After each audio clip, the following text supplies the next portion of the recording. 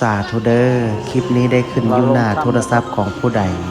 ขอให้พระภูมิเจ้าที่พระแม่ธรณีเจ้าทางจงเปิดประตูเงินแสนอยู่บ้านจงเปิดประตูเงินล้านอยู่เฮือนลูกหลานเฮ็ดหยังจงราบรื่นทุกประการจงอยากข่มอยากฆ่านึกคิดอันใดจงมาคว้าเอาอันใดจงไดพระอินทร์ขอให้มาทรงพระพรหมขอให้มารักษาเทวบุตรเทวดาขอให้มาคุ้มครองขอให้สุขกับมั่งขอให้หั่งกับมีขอให้เป็นเศรษฐีหน้าใหม่ขอให้รวยทันใจทุกประการดวงเปิดชีวิตเปิดงานเปิดค้าขายเปิดเงินแสนเงินล้านจงไหลเข้ามามือซ้ายจับเงินตื้อมือขวาจับเงินแสนว่าไปจงมีคนซอยสู้กู้เข้ามาบ่มีวันร่มจมขอให้ฟูขึ้นน้ำเต็มพัง